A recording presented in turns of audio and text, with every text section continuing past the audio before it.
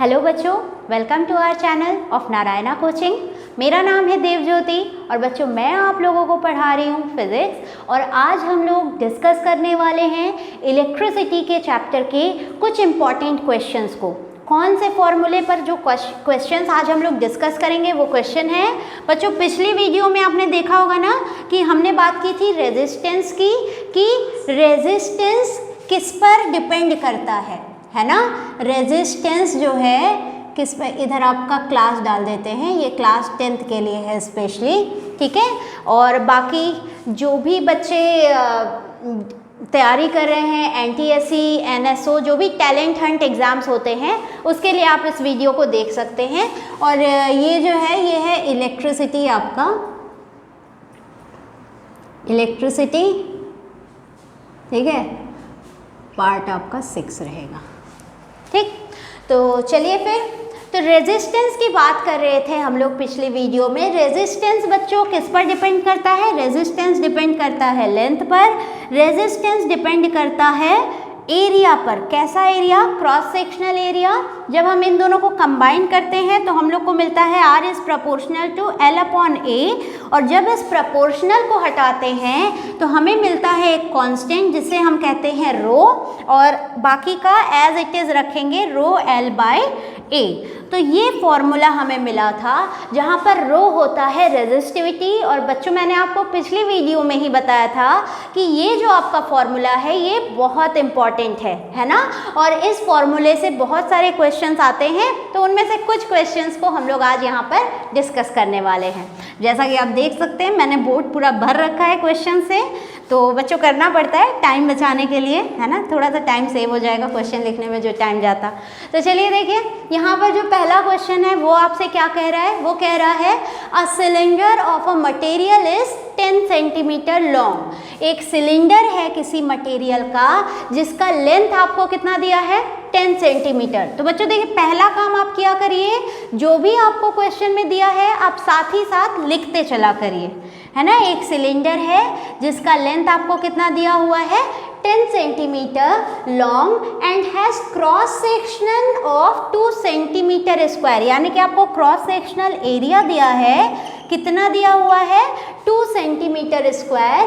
If it's resistance along the length be 20 ohm. अगर जो है इसका resistance along the length be 20 ohm, resistance आपको दिया हुआ है 20 ओम। अब आपसे क्या कह रहा है? What will be it's resistivity. इसका रेजिस्टिविटी क्या होगा? तो बच्चों मैंने आपसे कहा है ना, केवल एक फॉर्मूला याद कर रखना है। कौन सा formula? R is equal to rho L by A। और आपसे यहाँ पर क्या पूछा है? रो पूछा है। भैया मैथ के तो आप चैंपियन हो ही, तो यहाँ पे क्या कर दोगे? A इधर डिवाइड में है, इस साइड जाएगा तो क्या हो जाएगा? मल्टीप्लाई। L इधर मल्टीप्लाई में है, दूसरे साइड जाएगा तो क्या हो जाएगा? डिवाइड में। तो R into A divided by क्या हो जाएगा? L इज इक्वल टू रो। ये हमारा क्या निकल करके आ गया? रो का फॉर्मूला RA बाई L। तो यहाँ से देखिए आपको रो ही पूछा है ना। आपसे क्या पूछा है? आपसे रेजिस्टिविटी ही पूछ रहा है। तो चलिए फिर इस फॉर्मूले पे लगाते हैं। तो फिर से लिख लेते हैं, रो इज इक्वल टू क्या हो जाएगा? RA डिवाइडेड बाय L, ठीक है। तो R आपका क्या हो गया? R है 20, A कितना है? A आपका सीधा सीधा 2 दिया हुआ है, डिवाइडेड बाय L आपको कितना है? L आपको 10 सेंटीमीटर दिया। देखो बच्चों, सारी जो वैल्यूज़ हैं वो सेंटीमीटर में ही है, तो कोई दिक्कत नहीं है ना। अगर यहाँ पर कुछ सेंटीमीटर में होता, कुछ मीटर में होता, तब दिक्कत होती, तब आपको एक यूनिट में कन्वर्ट करना होता, ठीक है। तो अब देखिए क्या हो जाएगा? 0 से 0 कैंसिल, 2 2 जा 4, तो ये आ गया रो। ये है अपना आंसर। तो अगर कोई पूछे क्या आंसर सही है? नहीं, आंसर सही नहीं है। क्यों नहीं है? क्योंकि फिजिक्स में जब तक हम लोग यूनिट मेंशन नहीं करेंगे आंसर सही नहीं होगा। तो हम लोग को क्या मेंशन करना होगा? यहाँ पे यूनिट को मेंशन करना होगा। तो रेजिस्टिविटी की यूनिट क्या होती है? ओम मीटर। लेकिन क्योंकि यहाँ पर यूनिट्स किस में दी हुई हैं? सेंटीमीटर स्क्वायर और सेंटीमीटर में, इसलिए यूनिट हम लोग क्या लेंगे? ओम सेंटीमीटर। ठीक है बच्चों, समझ में आ रहा है? तो ये हो गया आपका पहले क्वेश्चन का सल्यूशन। अगर आप साथ में लिख रहे हो तो बहुत अच्छी बात है, नहीं तो आप स्क्रीनशॉट ले लो। ठीक है, अभी तक आप लोगों ने ले ही लिया होगा। तो चलिए फिर इस क्वेश्चन को इरेज करते हैं, जिससे कि सेकंड वाले क्वेश्चन के लिए हम लोग को स्पेस मिल जाएगा। हाँ, अगर आप चाहें तो आप सेकंड क्वेश्चन को पहले से भी पढ़ सकते हैं और क्या क्या आपको गिवन है आप लिख सकते हैं, है ना। तो चलिए फिर, बाकी हम लोग तो शुरू कर ही रहे हैं पढ़ना। तो देखिए सेकंड क्वेश्चन क्या कह रहा है। सेकंड क्वेश्चन कह रहा है 2 wires of same metal have the same length. 2 wire हैं और ऑफ सेम मेटल, ये भी मैटर करता है यहाँ पर। क्यों मैटर करता है? क्योंकि मैंने आपको कहा है कि अगर आपका मेटल सेम है, बच्चों ये चमक तो नहीं रहा है आपको, चलिए मैंने पढ़ दिया, ये सेम है, SAME, सेम मेटल। ठीक है, तो यहाँ पर देखिए क्या हो जाएगा, रो सेम मेटल के लिए रो भी क्या होता है, सेम होता है। एक एक लाइन से जो भी आपको मीनिंग मिलता चला जाए आप लिखते चले जाइए। Same metal have the same length, यानी कि दो वायर हैं, दोनों का मटेरियल सेम है। अब जो दोनों का लेंथ है ये भी क्या बोल रहा है, वो भी सेम है, but their cross sectional area in the ratio 3:1। लेकिन उन दोनों वायर्स के जो क्रॉस सेक्शनल एरिया है उनका रेशियो दिया है, कितना दिया है, 3:1। तो हम लोग कैसे ले सकते हैं, आप मैथ में सॉल्व किए ही होंगे क्वेश्चन।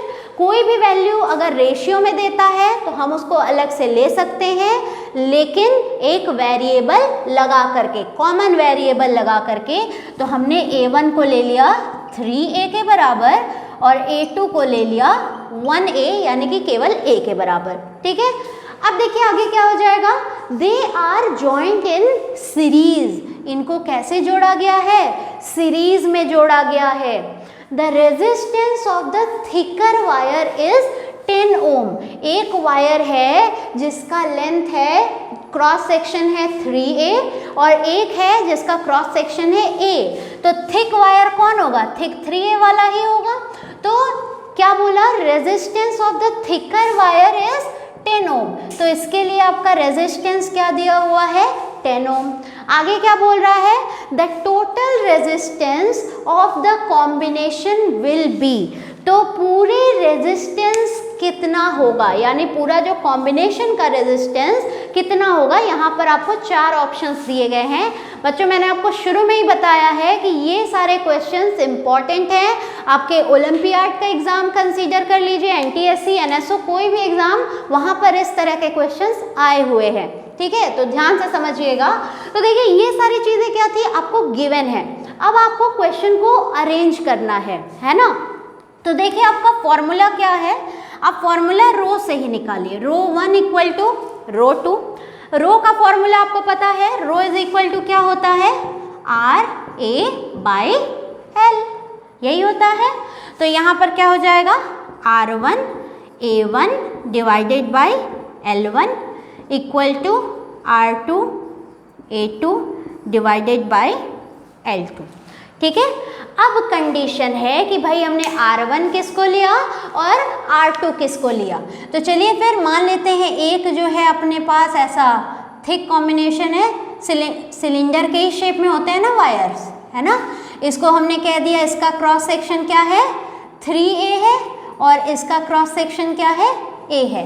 इसका लेंथ हमने कह दिया L1, तो इसका भी लेंथ क्या हो जाएगा, L1 इक्वल टू L, इसका भी लेंथ क्या हो जाएगा, L2 is equal to L। ठीक है, तो अब क्या हो जाएगा, आपको दिख रहा है कि नहीं, चलिए थोड़ा सा बड़ा लिख देते हैं, है ना, यहाँ पे बना देते हैं।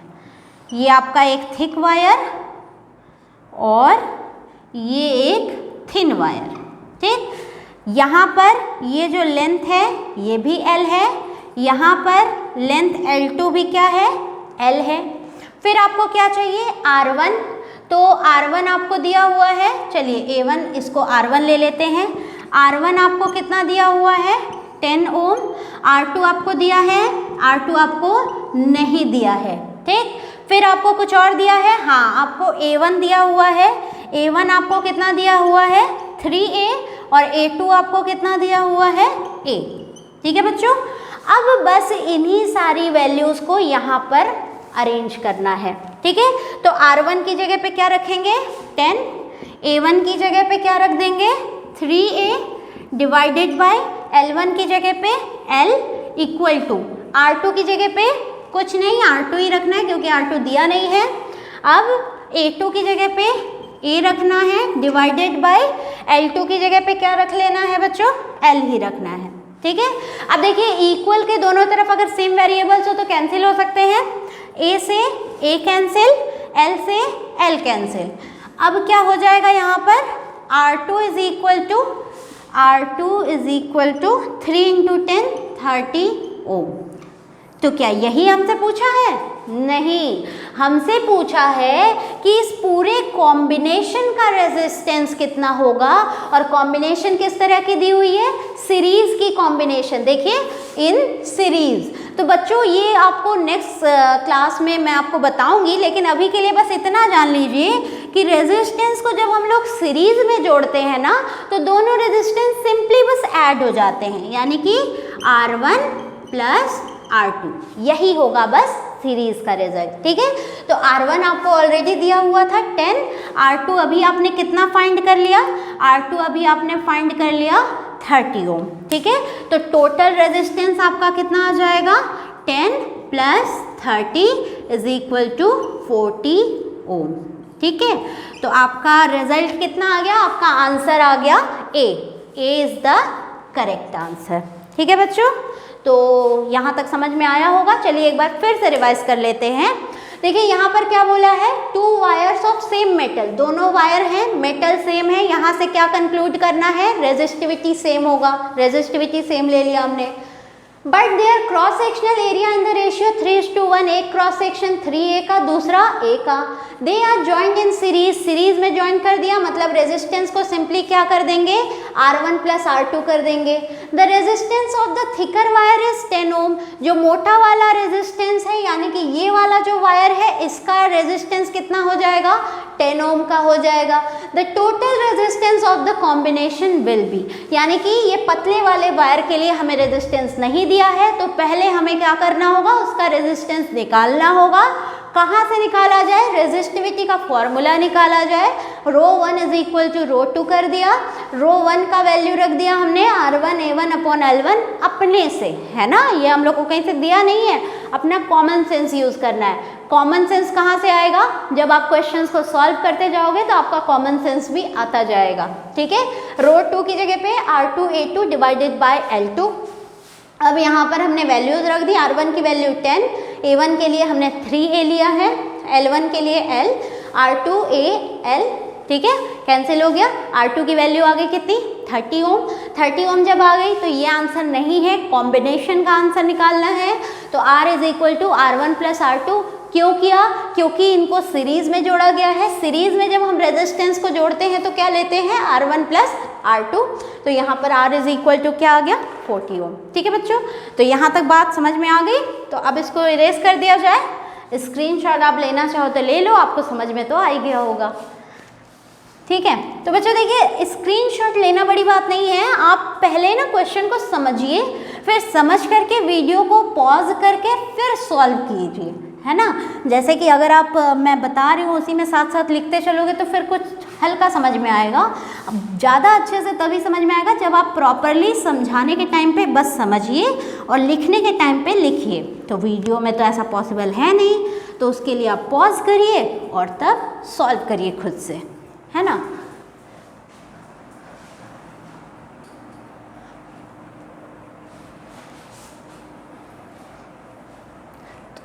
घबराइए नहीं, अभी और भी क्वेश्चंस हैं, है ना, और मैं आपका टाइम ही नहीं लूँगी। क्वेश्चन मैंने लिख के रखा है, हाँ वही बुढ़ाना पोस्टर वाला तरीका, है ना, ये आ गया।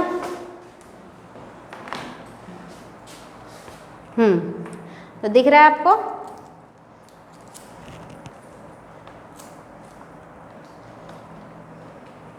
ठीक है। तो देखिए यहाँ पर तीसरा क्वेश्चन क्या कह रहा है आपसे, in case of 4 wire of same material. अब कितने वायर है बच्चों? अब 4 वायर हैं। कैसे मटेरियल है? सेम मटेरियल के। ठीक है, तो अब क्या हो जाएगा? The resistance will be minimum when its length and diameters are respectively. तो क्वेश्चन को एक बार फिर से समझते हैं। क्या कह रहा है क्वेश्चन? क्वेश्चन कह रहा है in case of 4 wire of same material the resistance will be minimum. Resistance क्या होना चाहिए? Resistance will be minimum, minimum होना चाहिए when its length and diameter, यानी लेंथ और डायामीटर पर रेजिस्टेंस किस तरह से डिपेंड करे कि वो मिनिमम हो जाए। तो देखिए, रेजिस्टेंस का फॉर्मूला लेंथ और डायमीटर पर कैसे डिपेंड करता है? Resistance R is equal to क्या होता है? रो एल बाई ए। ए क्या है? ए क्रॉस सेक्शनल एरिया है। ए क्या है? ए क्रॉस सेक्शनल एरिया है। तो क्रॉस सेक्शन एरिया का आपका एरिया क्या हो जाएगा? पाई आर स्क्वायर होता है। अब इसको मुझे डायमीटर के टर्म पे लिखना है। Radius R is equal to क्या होता है? Radius R is equal to क्या होता है? Diameter by 2। R is equal to diameter by 2 हो गया। तो यहाँ से ए इज इक्वल टू क्या हो गया? ए इज इक्वल टू हो जाएगा आपका पाई डी स्क्वायर बाय 4, है ना। आर की जगह पे हमने क्या रख दिया? डी बाई 2, तो डी का स्क्वायर बाई 2 का स्क्वायर 4। ठीक है, तो ये ए की वैल्यू हो गई। तो A is equal to R is equal to rho L divided by pi D square by 4। तो आर इज इक्वल टू क्या आ गया? 4 rho L by pi D square. ठीक है बच्चों, तो अब देखिए यहाँ पर आपसे क्या कह रहा है? कह रहा है कि ऐसा क्या किया जाए कि रेजिस्टेंस की वैल्यू कैसी रहे? रेजिस्टेंस की वैल्यू जो है वो मिनिमम रहे, यानी कम से कम रहे। तो देखिए, रेजिस्टेंस L पर डिपेंड कर रहा है और रेजिस्टेंस D पर डिपेंड कर रहा है ना। तो रेजिस्टेंस को मिनिमम रखना है, तो क्या किया जाए? क्या किया जाए? Resistance is proportional to L and resistance is inversely proportional to the square of diameter। यानी अगर हम लोग D को बढ़ाएंगे, यानी अगर हम लोग D को बढ़ाएंगे तो R क्या होगा? R घटेगा, है ना। जैसे देख लीजिए, D की वैल्यू 2 रखिए, 2 2 जा 4, R क्या हो गया? 4 टाइम डिक्रीज हो गया, है ना। अगर D की वैल्यू 4 रख दीजिए, 4 4 जा 16, तो R की वैल्यू 4 टाइम 16 टाइम डिक्रीज हो गई, है ना। क्यों? क्योंकि इनवर्स का रिलेशन है, R ऊपर है D नीचे है ना। तो D बढ़ेगा तो R घटेगा, ये रिलेशन है। तो अब D की वैल्यू जितनी बड़ी रहेगी, D की वैल्यू जितनी बड़ी रहेगी, रेजिस्टेंस उतना ही छोटा होगा। D की वैल्यू जितनी हम बड़ी लेंगे, रेजिस्टेंस उतना ही कम होगा, है ना। तो D की वैल्यू ऐसा खोजिए चारों ऑप्शन में जिसमें D का वैल्यू सबसे ज़्यादा है। ये 2D, D बाई 2 ये तो सबसे कम है, D, D, 2D। यहाँ पर हम लोग को दिख रहा है कि 2D यानी D का वैल्यू यहाँ पर सबसे ज़्यादा है, इसकी वजह से हो सकता है रेजिस्टेंस सबसे कम हो जाए। लेकिन अभी L को भी चेक करना है। R इज क्या है?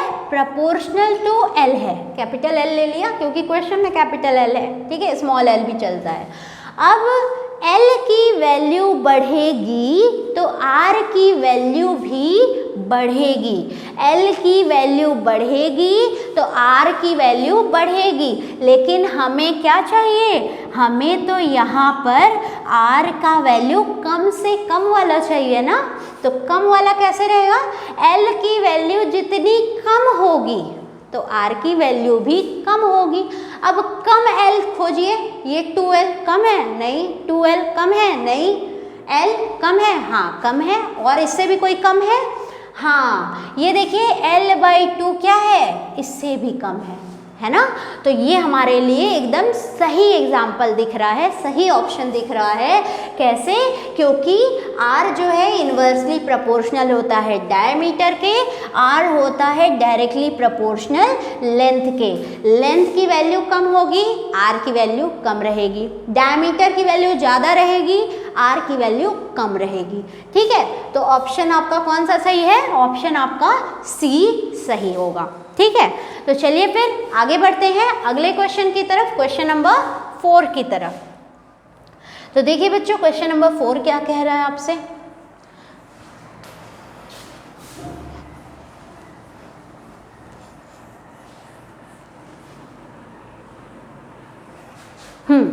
तो क्वेश्चन नंबर 4 जो है ये बोल रहा है कि a piece of resistance wire has resistance of 16 ohm, यानी एक पीस है of resistance wire has resistance of 16 ohm. एक कोई पीस है, उसका रेजिस्टेंस कितना दिया हुआ है?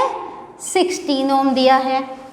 इट्स डायामीटर इज डबल्ड, इसका जो डायामीटर है ये क्या करना है? डबल करना है। डायामीटर जो कर दिया, क्या कर दिया? डबल कर दिया। ठीक, अब क्या बोल रहा है? Now its resistance will B, अब इसका रेजिस्टेंस क्या हो जाएगा। ठीक है, तो देखिए बच्चों यहाँ पर ध्यान से समझिएगा, यहाँ पर आपको मटेरियल क्या दिया? सेम दिया। ठीक है, मटेरियल आपको सेम दिया है। अब आपने कभी बचपन में वो मिट्टी वाला खिलौना बनाया था? हाँ, बनाया होगा। मान लीजिए आपने इतनी मिट्टी ली, ठीक है, अब उसको क्या करना है? यहाँ पर आपसे बोल रहा है कि एक है इतना डायमीटर का मटेरियल है। डायमीटर मतलब सिलेंडर के ही शेप में होता है। वायर कैसा शेप होता है? सिलेंडर का ही शेप होता है। अब उसके डायमीटर को क्या किया गया? डबल कर दिया गया। तो ऑब्वियसली इतने ही पार्ट से डबल किया जाएगा तो उसका लेंथ क्या हो जाएगा? घटेगा ना, क्योंकि इसको अब हम मोटा करना चाह रहे हैं। मोटा करेंगे तो कैसे करेंगे? मोटा करेंगे तो इसके लेंथ को ऑब्वियसली घटाएंगे, तभी करेंगे। ठीक है, लेकिन हम लोग अपने मन से तो नहीं कह सकते ना। ये इसको हमने क्या कर दिया? इस वायर को अब हमने थिक कर दिया, डबल कर दिया, और इसका लेंथ क्या हो गया? डिक्रीज हुआ।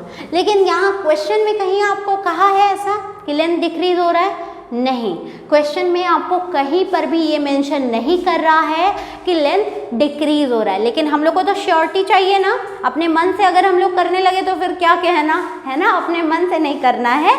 ठीक है, हो सकता है कि कभी कभी तुक्का सही बैठ जाए, लेकिन हर समय सही नहीं बैठता है। ठीक है, तो इसके लिए देखिए आपको एक कॉन्सेप्ट हमेशा ध्यान रखना है कि ठीक है भाई, मटेरियल को भले डबल किया, लेकिन मटेरियल तो उतना ही है ना। मटेरियल जितना था उसी को तो हम पतला कर रहे हैं, थिक कर रहे हैं, डायमीटर बढ़ा रहे हैं, लेंथ घटा रहे हैं, कुछ भी कर रहे हैं उतने ही में तो कर रहे हैं। तो उतना मतलब क्या? वॉल्यूम। उतना मतलब क्या? वॉल्यूम। तो वॉल्यूम क्या रह गया? वॉल्यूम सेम रह गया। अब सिलेंडर है ये, वायर कैसा होता है? वायर सिलिंड्रिकल शेप होता है। तो सिलेंडर का वॉल्यूम क्या होता है? Volume of cylinder. सिलेंडर का वॉल्यूम क्या होता है बच्चों? हाँ, area, cross sectional area, cross section area into क्या कर सकते हैं हम लोग? इनटू लेंथ ले सकते हैं। Cross section area into length. ठीक है, तो ये होता है सिलेंडर का एरिया। तो दोनों ही जो एरिया, दोनों ही जो वॉल्यूम होगा वो क्या रहेगा? सेम रहेगा। यानी हम कह सकते हैं V1 will be equal to V2। V1 मतलब ले लिया हमने A1 इंटू L1, V2 हमने ले लिया A2 इंटू L2। क्यों ऐसा ले रहे हैं? हम लोग को तो अपना एक पर्टिकुलर फॉर्मूला भी पता है, पाई आर स्क्वायर एल। क्यों नहीं बोलिए? क्योंकि यहाँ पर तो हम क्रॉस सेक्शन एरिया की ही बात कर रहे हैं, है ना। तो वो भी ले सकते हैं, लेकिन यहाँ पर चलिए वही ले लेंगे, पाई आर स्क्वायर। ठीक है, यहाँ पे क्या बोला है? यहाँ डी बोला है ना, डायमीटर। तो यहाँ पर जो एरिया हम लेंगे वो कितना लेंगे? पाई डी स्क्वायर बाई 4। तो डायमीटर के टर्म में क्रॉस सेक्शन एरिया ये होता है, इसको भी याद रखना आप लोग, ठीक है। तो यहाँ पे क्या हो जाएगा, pi d1 square by 4l1 equal to pi d2 square l2 by 4, ठीक है।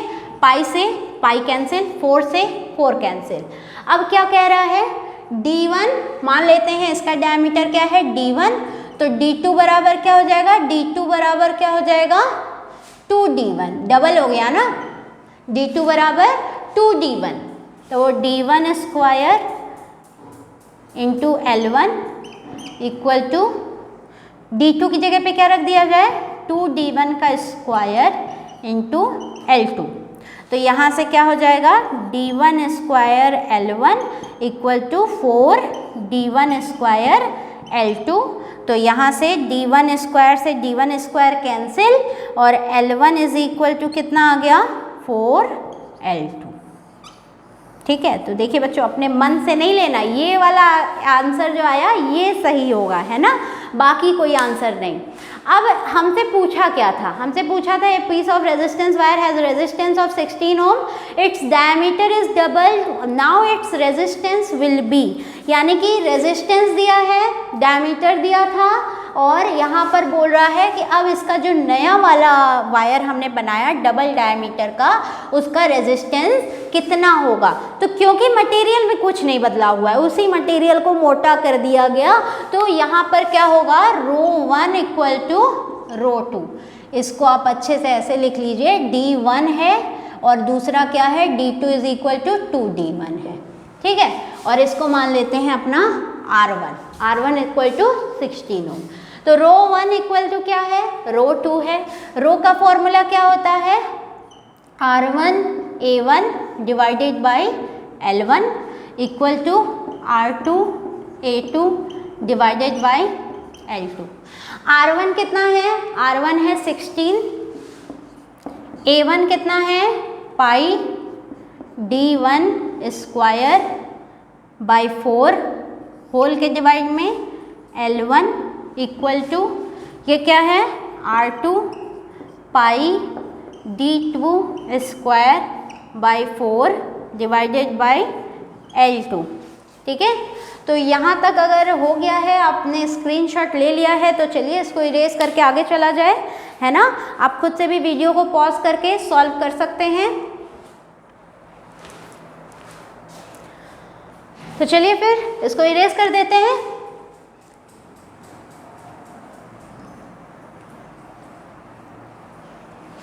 तो अब देखिए क्या हो जाएगा, यहाँ पर पाई से पाई कैंसिल, 4 से 4 कैंसिल। अब d1 को d लिख दिया हमने 16, d1 को हमने क्या लिख दिया, d लिख दिया, और d2 को 2d। तो d1 क्या हो गया 16 d square divided by l1 को हमने l1 ही ले लें, चलिए l1 को l1 ही ले लेते हैं, या 4l2 ले लेते हैं। l1 की वैल्यू कितनी आई है 4l2, तो l1 इज इक्वल टू हमने ले लिया 4l2। अब क्या ले लेंगे, इक्वल टू r2। अब d2 की जगह पे क्या रखेंगे 2d का स्क्वायर डिवाइडेड बाय क्या हो जाएगा l2 रख देंगे, l2 से l2 cancel, 16/4 equal to r2 into 4d का स्क्वायर। अच्छा d स्क्वायर नहीं लिखा मैंने, d स्क्वायर से d स्क्वायर कैंसिल। अब r2 इज इक्वल टू क्या हो जाएगा, r2 इज इक्वल टू 16/4, ये वाला 4 इस साइड लेकर के आएंगे तो क्या हो जाएगा 4। r2 इज इक्वल टू क्या आ गया 1 ओम। 4 4 जा 16, 16 से 16 कैंसिल, है ना। इस तरह से भी कर सकते हैं। तो आंसर आपका कौन सा सही है, आंसर सही है डी, ठीक है। तो बच्चों ये बात समझ में आ रही है कैसे करना है। अगर आपको डायमीटर के बारे में या लेंथ के बारे में मेंशन नहीं किया है केवल एक के बारे में किया है तो दूसरा वाला अपने मन से नहीं लेना है। कॉमन सेंस है हमारे पास कि ऑलरेडी बोल रहा है कि वही मटेरियल है, उसी मटेरियल को लेकर के थिक किया गया, थिन किया गया, कुछ भी किया तो उसको आप फाइंड करोगे। कैसे फाइंड करोगे? आप वॉल्यूम को सेम करोगे। वॉल्यूम सेम करने पे क्या हो जाएगा? Cross sectional area into length बराबर दूसरे वाले का cross sectional area into length. यहाँ से आप रिलेशन फाइंड कर लोगे। और एक और चीज़ याद रखना है, क्रॉस सेक्शन एरिया का फॉर्मूला डायमीटर के टर्म पे क्या होता है? पाई d स्क्वायर बाय 4। ठीक है, तो ये सारी चीज़ें नोट करनी है आपको। अगर हो सके तो आप एक शॉर्ट नोट बनाइए। शॉर्ट नोट्स में आप वो सारी चीज़ें नोट करिए, जैसे कि जो भी आपके इम्पॉर्टेंट फॉर्मूलाज आपको मिल रहे हैं वो सारी चीज़ें आप उसमें नोट करते चलिए और ज़्यादा से ज़्यादा प्रैक्टिस करिए। आपके पास जो भी बुक है आप उस बुक से क्वेश्चंस को अटेम्प्ट करिए, सॉल्व करिए। ठीक है, और आज के लिए फिर इतना ही। तो चलिए फिर हमारे वीडियोस को लाइक करते रहिए, चैनल को सब्सक्राइब कर दीजिएगा और सपोर्ट करिए। Okay then, thank you for today, bye bye.